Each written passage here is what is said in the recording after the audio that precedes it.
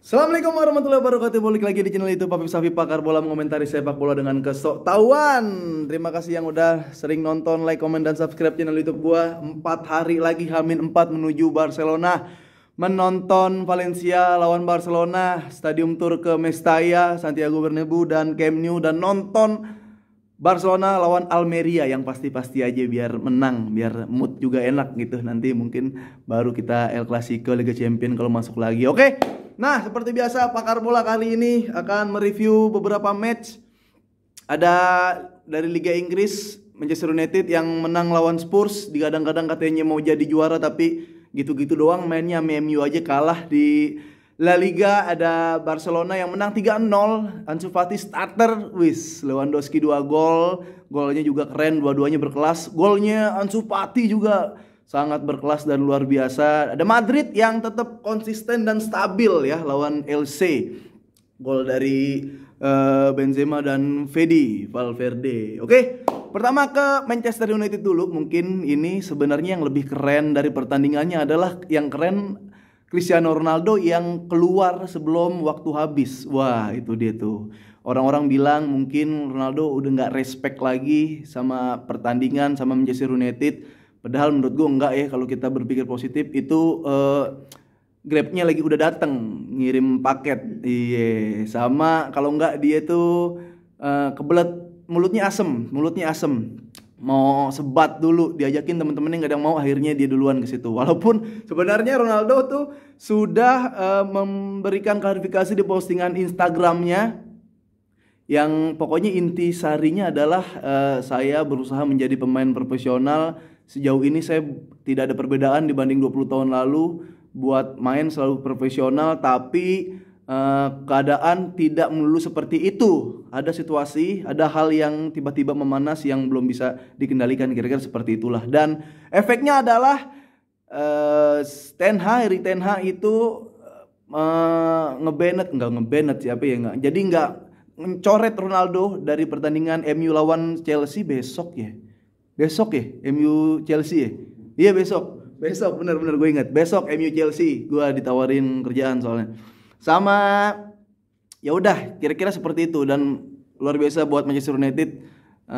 Segitu aja kalau Manchester United dulu, karena gue fokusnya La Liga, mau berangkat nonton La Liga. Nah, sebelum ke Barcelona kita ke Real Madrid dulu. Real Madrid ini konsisten ya, gue bilang Real Madrid ya udahlah, pelatih yang dipegang sama pelatih konvensional, tapi bener-bener template dan hasilnya nyata gitu kan. Ya gol-gol Madrid ya biasalah, lari umpan, Valverde umpan, Vini lari, Benzema selesai, Valverde golin. Dan Valverde ini udah, yang gue seneng dari Valverde adalah dia tuh maksa, maksud gue lari dia nggak sekenceng Mendy, nggak sekenceng Vinicius, tapi dengan dia maksa, dia tuh kayak kelihatannya kenceng. Dribble nggak selihai Modric, nggak selihai Vinicius, tapi gara-gara dia maksa dribble akhirnya terlihat keren dan wah gitu. Intinya dari Valverde adalah kepercayaan dirinya ini yang benar-benar luar biasa. Dan sekarang dia udah ada 6 gol, yang dimana Ancelotti bilang kalau misalkan dia nggak golin lebih dari 10,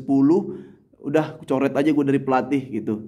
Dan Madrid ini konsisten dan stabil, masih di peringkat pertama. Oke, sekarang ke Barcelona. Mantap nih, Barcelona agak sedikit perubahan di lini belakang. Jules main barengan sama Alonso, yang dimana Alonso sebenarnya kan di Chelsea itu fullback modern malah ya. Dia nggak di back kiri banget, nggak di wing banget. Tadi dia cukup di tengah-tengah menjaga gitu sama si James gitu. Nah, dia main di tengah bareng Konde. Jadi Stegen, Konde, Alonso, Sergi Roberto. Di sini ada Jordi Alba. Nah, perbedaannya adalah di lini tengah, yaitu De Jong main duluan, De Jong, Pedri, Gavi. Dan di sebelah kanan ada Ferran Torres, Ansu Fati, Lewandowski. Tadinya gue mikir Xavi nih langsung rotasi kan ya. Dia sepercaya itu langsung, maksudnya gini, kita fans Barcelona pengen antara Ansu Fati dan Ferran memang main gitu, tapi nggak barengan.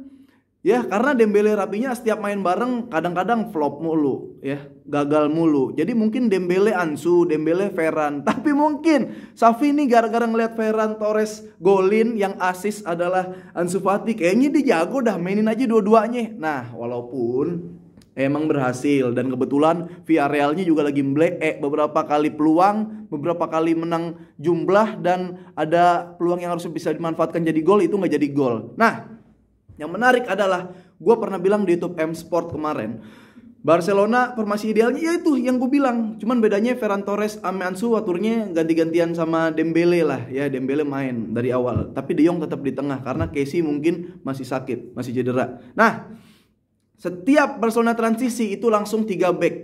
Ya, 3 back.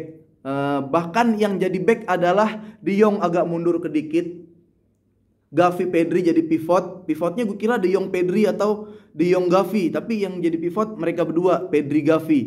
De Jong agak mundur sedikit, ya, stay di areal pertahanan. Konde sama si Alonso melebar. Sergi Roberto sama Jordi Alba maju ke depan. Jadi itu juga berfungsi buat menangin jumlah. Nah, alhasil kebetulan emang terjadinya gol juga keren juga dari Pedri ke Jordi Alba ke si Lewandowski. Itu gol yang pernah dilakukan saat ada Messi ya, tapi ini sekarang Lewandowski. Gol kedua juga keren banget, ngelewatin pala pemain dari Villarreal. Dan gol, the best goal harus dapat Puskas dan harus dapat Ballon d'Or, itu harus dilakukan sama Ansu Fati. Nah, kekurangannya Barcelona, jangan kekurangannya, kelebihannya dulu. Kelebihannya adalah kita melihat De Jong di tengah. Nah, yang jadi problem di Barcelona adalah ketika Busquets di tengah, kadang dia belum maju ke shape bagian depan, itu Pedri sama Gavi terlalu jauh, yang memaksa Busquets harus melakukan long ball, yang dimana long ballnya nggak akurat, sehingga akhirnya salah oper, bola kerebut lagi, di counter mati. Peran ini diganti sama De Jong, dan De Jong selain dia masih bisa low pass, ya, dia juga bisa dribble melewatin satu shape atau satu garis dari pemain Villarreal. Lu kalau nonton semalam lu ngelihat pasti De Jong megang bola, ketika dia nggak ngoper atau dia nggak lopas, dia lewatin 1-2 pemain dan dia sprint dikit ke depan. Itu satu garis pemain Villarreal bagian depan, entah gelandang atau strikernya itu lewat. Villarreal kan semi parkir juga sebenarnya, yang dimana memposisikan gelandang si Parejo sama Trigueros main babak kedua. Di situ udah ketemu Pedri dan Gavi. Itu yang bedain Busquets dan De Jong, ya. Jadi De Jongnya kelebihannya adalah dia bisa dribble sedikit maju ke depan. Nah, Barcelona kadang-kadang masih, ketika beberapa kali gue ngelihat ketika bola lepas di lini depan, ketika di counter itu gue pernah ngelihat 3 lawan 2, tinggal Konde sama Alonso. Kadang 4 lawan 2. Nah, itu sih yang harusnya menjadi PR, kedisiplinannya seperti apa Barcelona gitu. Karena bener lah, mas gue, sepak bola nih luas, bukan cuman megang bola doang. Ada benturan fisik, ada bertahan, ya, ada duel-duel, ada passing-passing, ada duel udara, mungkin ada man-to-man marking. Barcelona tuh kayak defense nih sebenarnya belum cukup lah ya. Kebetulan Villarreal ya di depannya juga nggak terlalu serem kayak tahun lalu mungkin. Villarreal walaupun diisi di belakang sama Pau Torres dan Albiol. Pau nih kan wah lagi kuat banget di Spanyol, di timnas. Albiol nih kita tahu pemain senior lah ya, dia udah tahu gimana caranya defend. Tapi cukup ya direpotkan lah sebenarnya. Ferran main di kanan sebenarnya asik ya, cuma passingnya aja kadang-kadang kemana-mana, gue nggak ngerti gitu. Ansu juga bermain, gue ya gimana ya. Ya emang lu pemain depan mah kalau nggak asis ya harus golin. Jadi kalau golin ya wajar sebenarnya gitu. Bukan tuh kan Pep Ansu Fati jago. Belum, gue bilang. Bahkan gue belum jago. Jadi ya golnya emang gol aja gitu. Kebetulan dia ada di depan kotak penalti, kiper udah jatuh di back heel sama dia. Tapi ya kita apresiasi lah gitu. Jadi Barcelona gue pikir harus formasi seperti lawan Villarreal harus dipertahankan. Mas gue jangan nggak dipertahankan full tuh nggak apa-apa, tapi di save. Ini salah satu formasi yang bisa nembus lu lihat sih 11 pemain ya, bahkan di kotak penalti masih ada 8 pemain Villarreal di belakang, itu masih bisa tembus sama Barcelona kalau sistem ini berjalan. Kalau De Jong di tengah, ada orang yang ngalirin bola, jarak pemain gak terlalu jauh, Barcelona sih sebenarnya bisa jalan aja. Itu yang terjadi di pertandingan tadi malam. Sama ketika udah menang 3-0, gue sih sebenarnya ngerasa udah kill the game ya, udah permainan udah berakhir, dan Barcelona kalaupun ya amit-amit resiko terburuknya adalah kebobolan, ya harusnya kebobolan 2 doang. Ya, dia masukin lagi Sergio Busquets.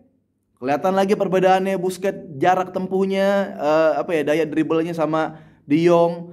Pique lagi masuk, gue nggak ngerti, mungkin pengen ngasih kepercayaan diri aja kali ya, tapi ya penting apa atau nggak pentingnya disitulah. Mending kalau mau ngasih kepercayaan diri, ya lu punya Pablo Torre ya, masih muda dan kayaknya dia lebih semangat gitu.